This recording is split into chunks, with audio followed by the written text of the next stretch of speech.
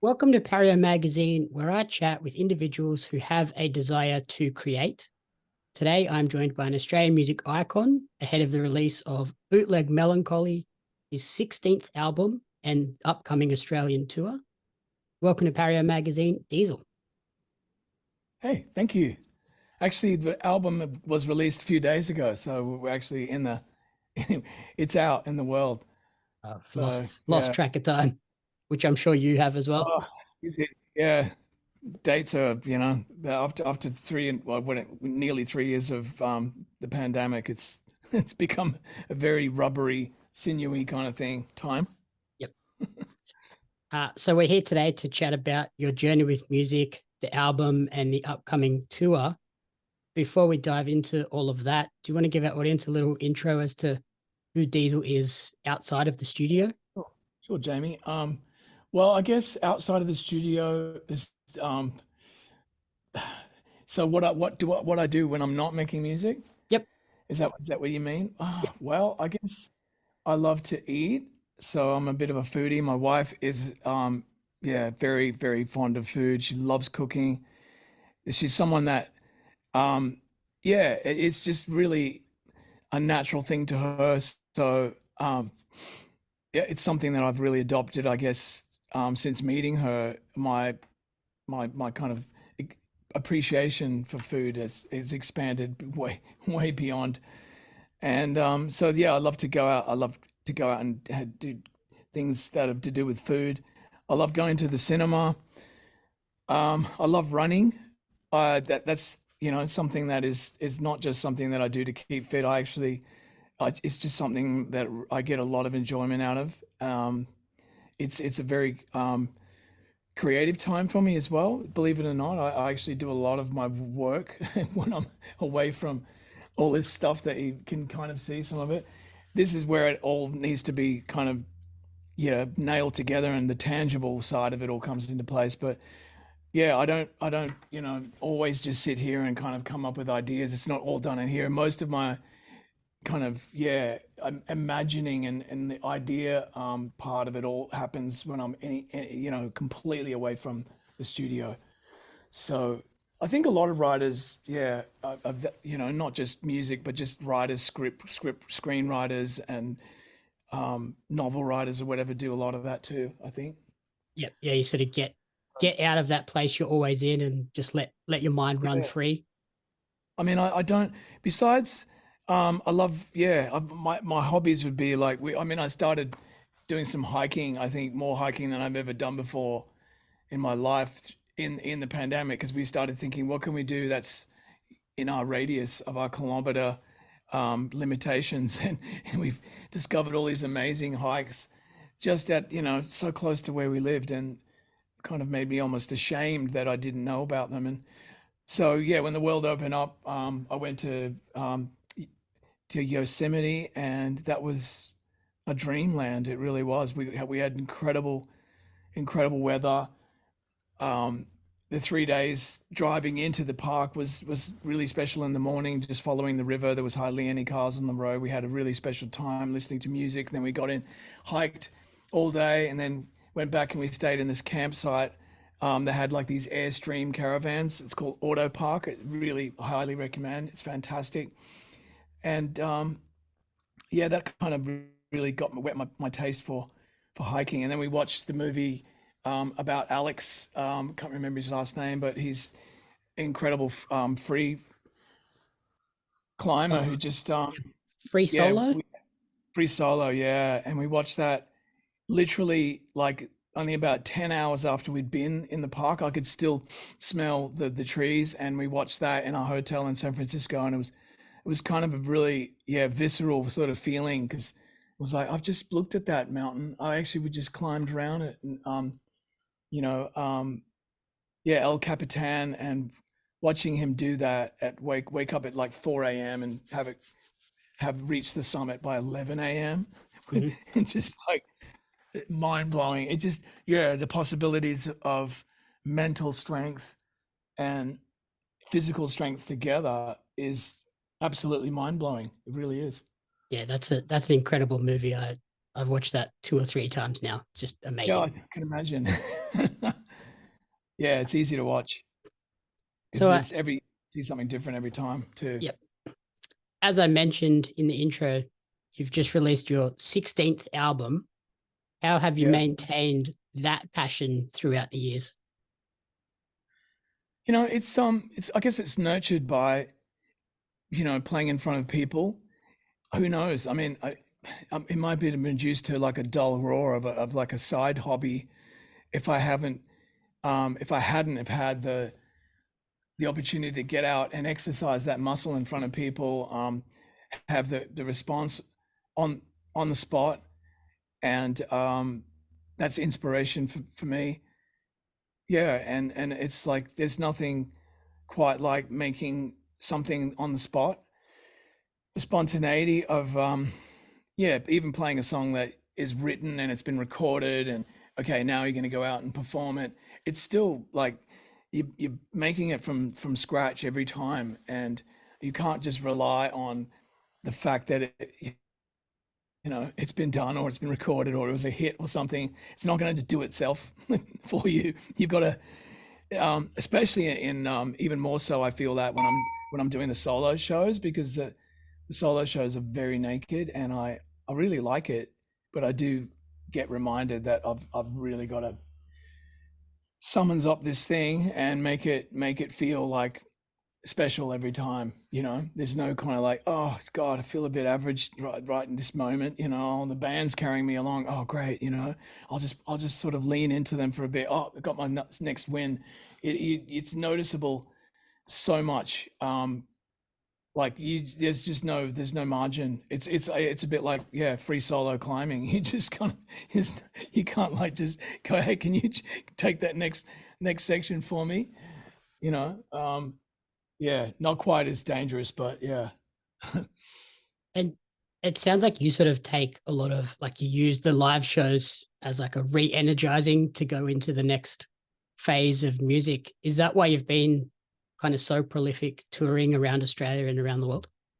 Yeah, it's the lifeblood for me. I mean, not only does it like provide, uh, it's a way of making some income for me, and it always has been playing live, and that's such a great thing for a musician. I think it's really hard. I look at someone like an actor, for instance. It's they're so reliant on getting production, getting casted into something. They can't just go, I think I'll just go and do some acting up in the pub this weekend.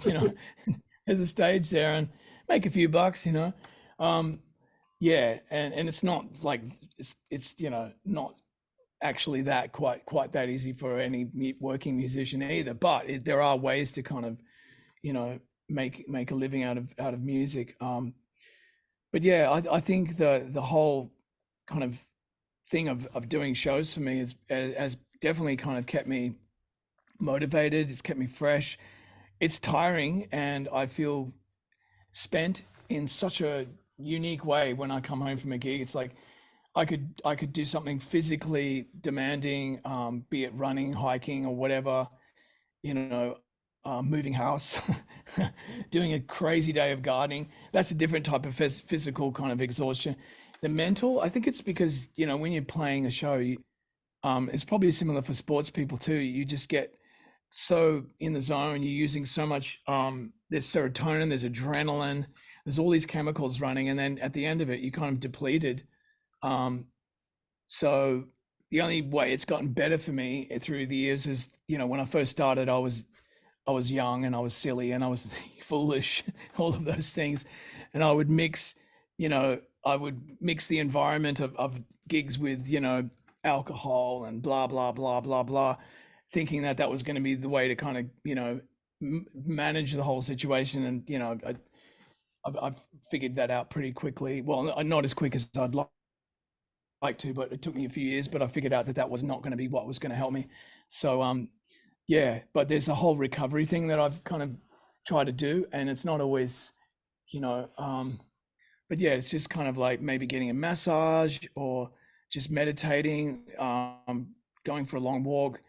The ocean is always a good thing to kind of get in, like some cold water and just, and just, stop for like at least just 12 hours, just half a day, after like especially 2 or 3 shows in a row. It's like the more shows I do, the more recovery time I need. It's a Yep. pretty simple equation. I can feel it. It's almost like a fuel tank. So yeah, it's just keeping that fuel tank kind of like in a good way, and never letting it get down to the bottom where you're running yourself ragged, and that's when they always have physical and mental problems, and you're always going to be struggling. You're always going to have to meet with those challenges. you you know yeah, I feel every time I leave my front door, it's a challenge that I have to face. I can't avoid. It's like I can't just do everything that I would like to do in this studio right here. I have to go and get on the bus, metaphorically speaking, and go to work. Get out there in the world, and so yeah, it's always just like that kind of. It never changes, that feeling of disconnection when I leave home. Doesn't matter how far it is, but yeah, obviously the further away you go, the more you feel it. You're like, wow, I'm really far from home now. Mhm. My loved ones and whatnot, and then add on top of that the smell of a strange room. The nicest hotel or the worst hotel, doesn't matter. It's still just a strange room.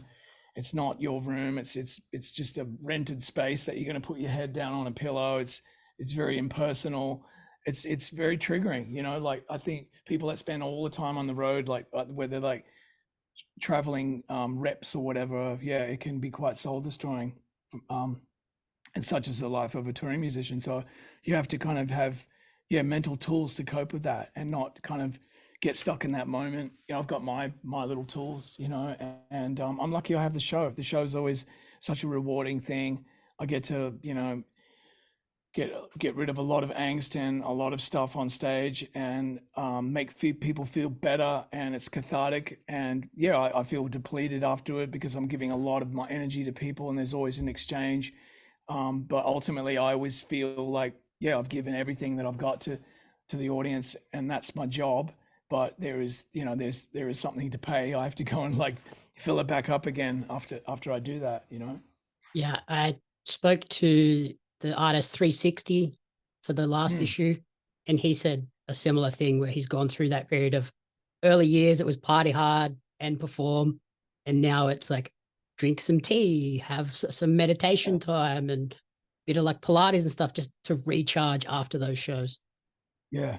The after the show is it's really you come off so high and so elevated, and you are for quite a while. And you know um one of the good sort of practices that I've started doing is, normally you would just like you'd be in this kind of bubble, and that's where you would yeah, it's like want to stay up here, so I'll just keep drinking. um and yeah, next thing you know, it's 3 in the morning, and you're not really doing the right things for the next day or the day after or whatever. So now if there's travel involved, I'm just like, great, done, the show's done. I'm really cranked up on adrenaline still. I'm going to get in the car and listen to, a podcast, or, BBC World at Night or something, or just music, or some jazz if I want to, get kind of nostalgic and think about my dad. Because he always had jazz playing in the house and was a sax player. And just drive in the night. There's something really, really, really soothing about that. And I mean, years ago, there was no way I could do that. Not without being like blowing numbers to start with. Yep. So yeah, things change, and I've spoken to a few people in the music industry that are like, oh yeah, I drive home out now after a show. If it's like 2 hours or something, instead of like crashing in some place, and then waking up the next day and crawling, doing the walk of shame back to your house or whatever. Yeah, I mean, our business, and it's not talked about enough. And people, I would sometimes get uncomfortable talking about it, but it's one of the few businesses. Well, I can't imagine this in like pro surfing or something, where you go to work, you go to where you're going to do your thing, and there's just buckets of alcohol because there's this thing called a rider, Hmm. and any time of the day. It's like, hey, you're about to do a gig on stage. Here's your rider. It's what you asked for. And it's a real caveat because a lot of the places that you play in as a musician have got this responsible service of alcohol. And that happens out there in the room where the general public are. Yet in this room where, call it what you want, your dressing room or whatever, there's like all of those rules don't apply and they just give you whatever you've put on your Yep. riders. It just goes in that room, and sometimes there's only like 3 people in a band and they've got enough to sink a battleship. It's just, it doesn't make sense. And yeah, there's not many other. Yes, tell me a job where you go to the office and you walk into the office and say hi to everybody and go, hey, crack a beer. It's Yep. just, it's crazy. Now people go, oh yeah, but it's at night, and it's just, it's fun. It's like, well, I don't know. I still feel like I'm operating machinery. Personally, I've got things that could hurt people. There's electrical stuff. I'm jumping around like a madman, and yeah, I've got to have my wits about me. Someone could get hurt. I've got liability insurance and everything, of course, but I don't need to add some other element of randomness into the whole equation. My thing is about a safe space for everybody. It's my office, so yeah, that's how I've it's been that's been my way of looking at it for God, 22 years now. Yeah. Yep. Yeah, I used Yeah. to work before I got into the journalism. I was working in nightclubs and nightlife venues and things. And yeah, some of the riders was just like one of those big like plastic tubs that people use at like the beach or for Yeah. washing and stuff. It's just full of like beers or vodkas Yeah. and stuff like that. It's like, yeah, it's really kind of throws the responsible service of alcohol out the window. Completely out. It's like, the whole thing of like, oh, rules don't apply. I think there's this movie called Rockstar, and it's like every cliche in the book. Yeah, I think it's gone down as one of the best bad movies of all time, next to Showgirls and a few other ones. But I haven't watched the film myself, but I've seen glimpses of it. And there's one bit where they go, "He's a rock star. Rules don't apply." It's just, he's the biggest cliche. But yeah, that is, I think, kind of mentality of like people just kind of think, oh well, they're rock stars or they're in the music industry. That's what they want, isn't it? And it's like, yeah. Has Some has people your are rider changed over the years? mine, right? Yeah, it has. Would you like to know what's on it now? If you're okay talking about it. I'm sure. So my rider is all about the few things that I need during the show, which is not very many. One of the most important things is an operable kettle, not just water that comes out of one of those urns or whatever. I need boiling water, like when you're having a baby, you need boiling water Mhm. and towels. Well, if you're about to do a gig, I need boiling water. So the boiling water is to melt this manuka honey that I have, and 4 or 5 lemons that I probably only use like 2 or 3, but sometimes they give you lemons that have just got no juice at No all. So juice. I Yep. asked for like half a dozen, and a cutting board, a knife, box of tissues to like deal with my nose, and what else is there? Yeah, soy milk. If I want to have a cup of tea, so yeah, tea and coffee facilities, very basic. Um, Bonsoy specifically. I like bonsoy because it tastes good. And then just like some rice crackers, a thing of hummus, a small plate, like as in a plate, not a platter, just a plate of like crudities, like chopped up carrot, cucumber, and that's basically because I don't eat at the gig. Not unless I'm there at 2 in the afternoon or something, but I don't eat 4 hours before a show. Like all the eating I do is in the early part of the day, and then I stop eating 4 hours before because I'm singing, and singing is, I've used my diaphragm and all that part of my body a lot, so I don't want anything going on down there Yep. in the food department. And so those things I basically put on the rider so we can take them back to the hotel if we want and have something to eat. Oh, and some kombuchas. That's right. I think I've got like four kombuchas, and I think there's one naughty can of Coke for my sound guy because he's like, oh, guys, I've weaned him off the Coke. I've got him on the kombuchas now after we've been together for so long. But sometimes he's just like, I'm really tired, I need Coke. So I just like, I'll let him have a can of Coke. Yeah, very nice. I like that it's changed to like very healthy and like practical items now. Yeah, it really is. After years of like, it's very nice when they used to bring in without even asking, they sort of bring in these massive platters of like massive, like enough to feed 40 people, of like cut up little sandwiches and stuff. And it's just, I'd always like get suckered into eating a couple and be like, oh, who can resist a fresh white bread chicken sandwich? And then I'd always pay the price later because it'd just be like, oh.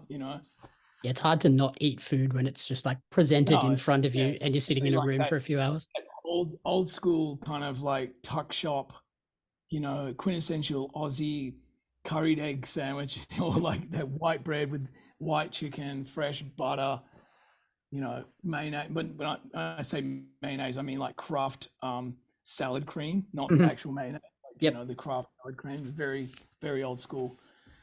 Yeah, but pay the price later. But that's why I always carry in my gig bag is like a first aid. The whole thing is full of like just things in case, like spare shoelaces. Mintec is really, really like my best advice for people that if they ever have any upset tummy or upset anything in this department of their body, go to the chemist and get some Mintec. It's basically just like capsules full of peppermint oil. It's like having 40 cups of peppermint tea without drinking 40 cups of peppermint tea. It's just pure peppermint oil, and it just soothes, puts the fire out.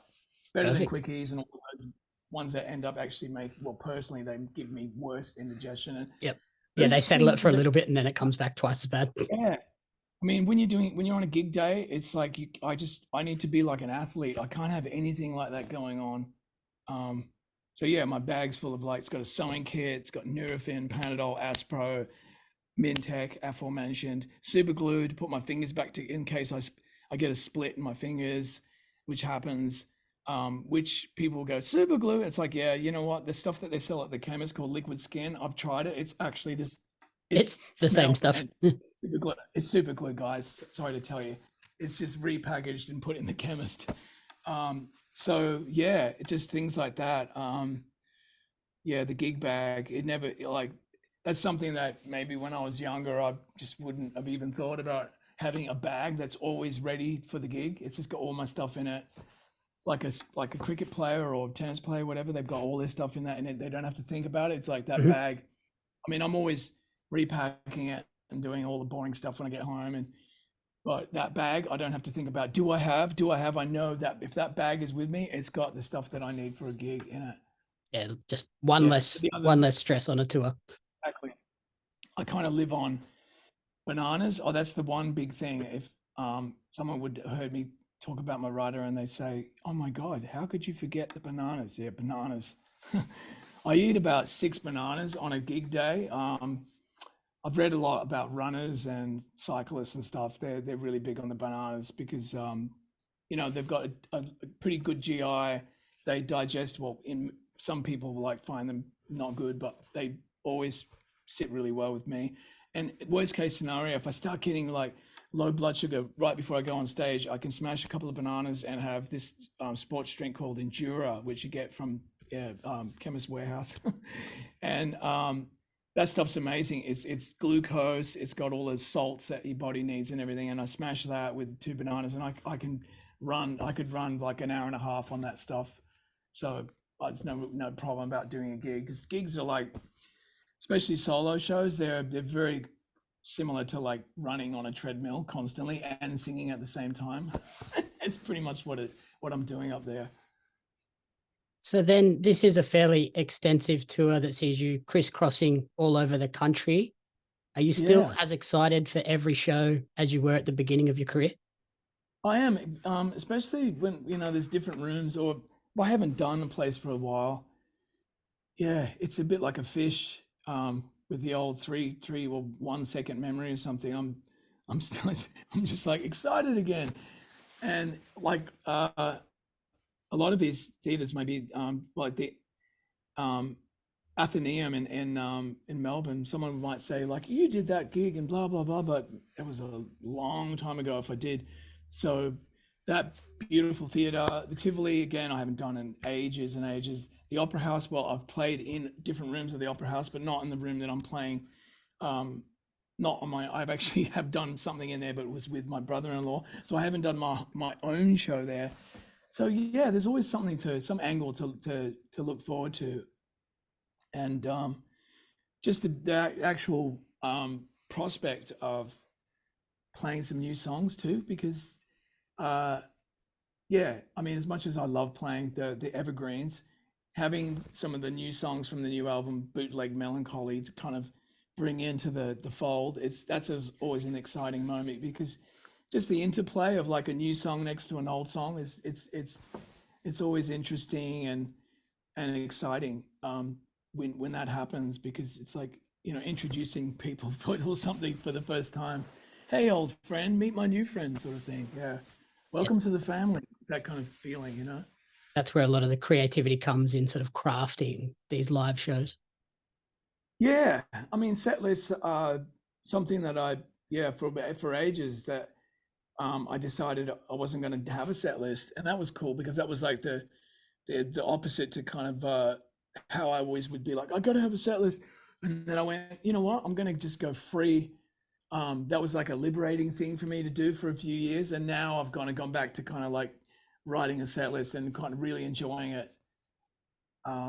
Because yeah, it's something, yeah, and maybe I needed to break free from it for a while. But I find with the theater shows, I can actually play a set list and it works. Whereas some of the other gigs that I've done through the years, where it's just crazy and rowdy, and I just had to read the crowd and go, oh my god, I don't think that next song's going to work. It's too kind of chilled out. I need to hit them really like smash them over the head with something. So yeah, having the theater environment, it's like I could control the narrative a lot more actually. It's nice. Great. So we mentioned Bootleg Melancholy. When did you sort of first start developing this album, and what were its main inspirations? I started after I'd made the blues record. It was kind of off the back of that, and it was one of those. Well, made the blues record, released it. That was fun. It went like into the charts and it was number one on the blues airplay for a couple of months. Solid, great response and everything. But I realized that we weren't just going to get out and start moving around like anytime soon. So I thought, right, okay, that was kind of a warm up. Got my brain in my hands and ticking, and that's when I started on another record. And there's a kind of a cycle that happens. Like if I do an album of like covers, which I've done with like Americana, then I made after that Americana was an album of my favorite American songs from Joni Mitchell to Neil Young and yada yada.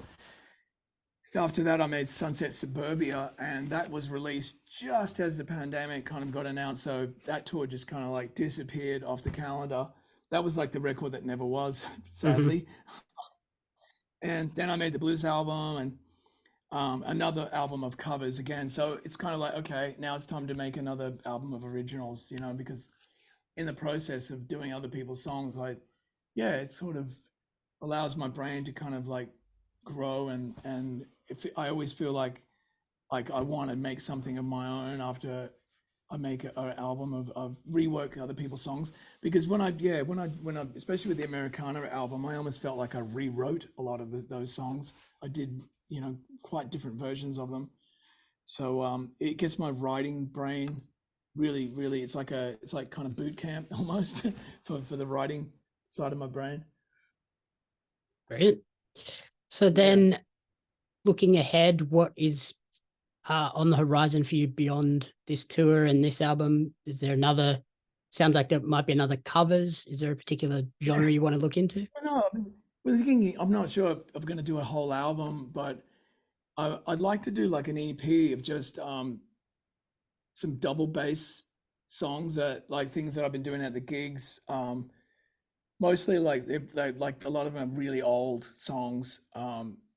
Like I Only Have Eyes for You, which is like the song from 1938, and just a really naked little project of just vocal and double bass. I touched on it on the blues album, Alone with Blues, and I've been doing some of it in my live set, and it's just something that I'm just really finding a real resonance with. So it'd be just a fun love project, but yeah, I feel at this point in my career, I feel like why not? I know there'd be some people that would really enjoy it, and yeah, like I said, I'm just so blessed to have this studio space.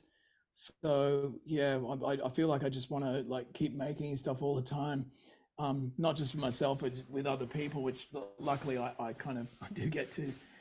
A lot of people come and drop in, and yeah, I've gotten to produce and write with and collaborate even through Zoom. Thank God we had Zoom through that whole thing, because yeah, it was our only connection there for a while. But yeah, it's just yeah, this is my happy space. So I'll just keep making stuff. But I've never really had like a 5-year plan or anything. I've never really people are really good at some people are really good at doing that, and I really admire that. It's like, wow, you really got this, and they stick to it, and then you see them in like 5 years down the track, and it's like you've done exactly what you said you were going to do. Wow, that's amazing. I just I just follow the seam, and see what I know that I'm not about to like just stop making music anytime soon. I don't think I am anyway. I'm still like still feel like I'm still learning how to do it all. So that's the nature of it. Yep. It's Yeah, it's a just sort of follow the yeah. path when inspiration strikes. Thankfully, yeah. If I was a pro tennis player, I would be sort of put out to pasture by now. But you know, Okay. Fantastic. So finally, where is the best place for people to support you and track your creative journey moving forward? always easy. Just to go to my website dieselmusic.com.au, and from there you can go to all the different facets of it, the Facebook and the Instagram, and you can see our tour dates. And yeah, there's a YouTube channel link there. Everything pretty much starts there and then it fans outwards. So yeah, but yeah, if you want to check out some of that other stuff that I've been doing the last couple of years, like there's an artist that it came out only a couple of weeks ago, a great young artist from Adelaide called Stelly, and her latest single, Nothing to Do with You. That's something that I wrote and produced and mixed and mastered actually as well. Really proud of that track. And yeah, you can check out The Blossom. That's our daughter. She's yeah, been making a bunch of stuff, and a song called Hardcore Happy, which is yeah, the song that I was involved in. Yeah, just there's yeah, a lot of other little facets to what I do. But yeah, that's how much time you've got and how interested you are, and that's really up to the individual, I guess. But if you want to start digging, yeah, you can find all kinds of things. Brilliant. Thank you so much for taking the time to chat with me, and good luck with the tour and good luck with continuing to create great music. No worries, Jamie. Thanks for having me.